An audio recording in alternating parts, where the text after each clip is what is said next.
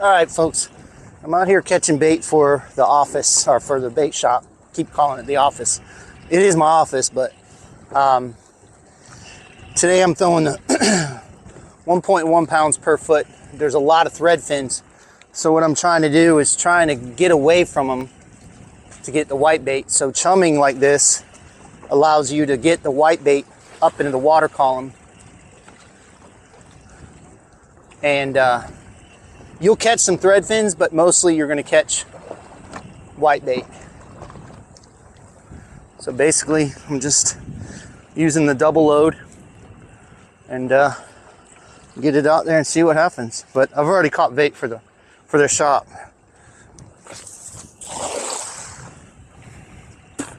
Hate when the wind's coming across or when you're throwing into the wind, because it makes it that much more difficult.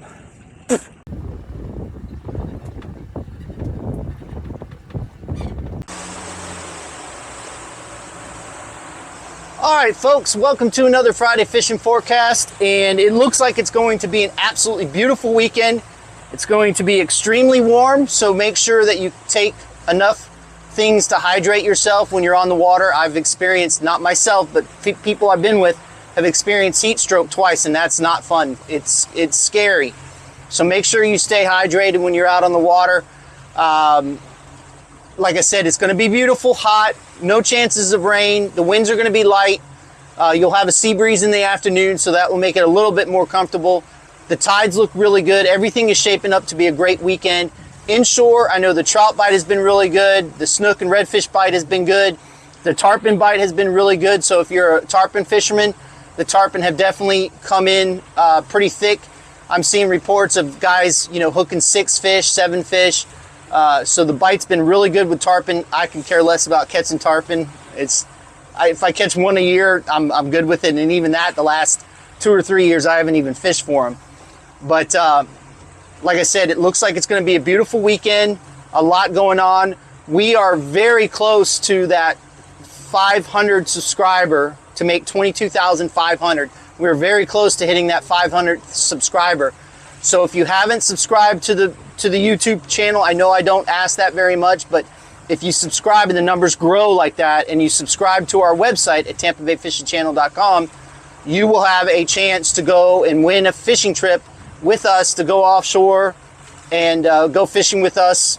No expenses, just bring whatever gear that you want to bring, and we'll go and take you fishing. Hopefully you have a good time. I don't know. Sometimes it's a good time, sometimes it's not. But anyway, let's go ahead and get into the tides and schooners for this weekend and what we have in store. For Friday, we have a high tide at 10:48 a.m. at a 2.0 foot. Then we have a low tide at 5:35 p.m. at a 0.2 foot. Then we have another high tide at 11:59 p.m. at a 1.5 foot. On Saturday, we have a high tide at 11:14 a.m. at a 2.3 foot. Then we have a low tide at 6:30 p.m. at a negative 0.2 foot. Sunday, we have a low tide at 5:24 a.m. at a 1.1 foot. Then we have a high tide at 11:44 a.m. at a 2.5 foot. Then we have a low tide at 7:23 p.m. at a negative 0.5 foot. For the schooners on Friday, we have a major feeding time from 9:13 a.m. to 11:13 a.m. Then we have a minor feeding time from 4:10 p.m. to 5:10 p.m. On Saturday, we have a major feeding time from 10:05 a.m. to 12:05 p.m. Then we have a minor feeding time from 5:18 p.m. to 6:18 p.m. On Sunday, we have a major feeding time from 11:01 a.m. to 1:01 p.m. Then we have a minor feeding time from 6:30 p.m. to 7:30 p.m.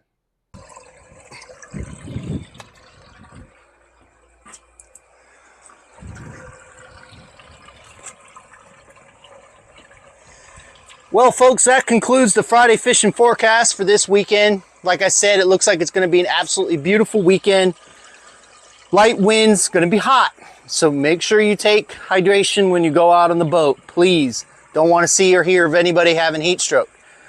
We have of course, red snapper season opens this weekend. And we're not a big red snapper kind of fishing crew. Once they start getting beat up, they move way, way offshore. And for 2 fish, for me, it's just kind of not, I'd rather fish for mangrove snapper and and hogfish than to go fishing for red snapper. It's just a preference of mine. We've done it in the past, and it is fun. You catch some really nice fish, especially the deeper you go. You catch some really nice red snapper, but it's such a long haul for me just to get out of the bay, much less to go another 50, 60 miles offshore. Now, you can catch them shallower as the season opens, but as the season progresses, those fish are going to get deep. It's like they know. They know once the season opens and they go deep. It seems like every fish is like that. You get into a mess of fish, and then the season opens, and then all of a sudden they disappear. But like I said, the weather's going to allow you to get far offshore if you have a boat to do it. So the red snapper season's open. Lots going on in the bay. A lot of fish being caught. Again, I just want to say thank you to everybody for all of the support. We can't say that enough. I know I say it all the time, but it truly means a lot when people come in and they're like, hey man, I watched the show and I've learned so much and I can go out and catch fish. And because that's why we do this show, is we do this show to help other people go out and catch fish, because that's what we all love to do, is go out and fish and hopefully catch fish. So again, if you haven't subscribed to the website and to the YouTube channel, do that, because we're very, very close to picking that 500 subscriber winner. Every 500 subscribers we hit, we're going to pick somebody to go and fishing with us. So again, thank you so much for the support. We really appreciate it. Fish more, catch more, and we'll see you on the flip side.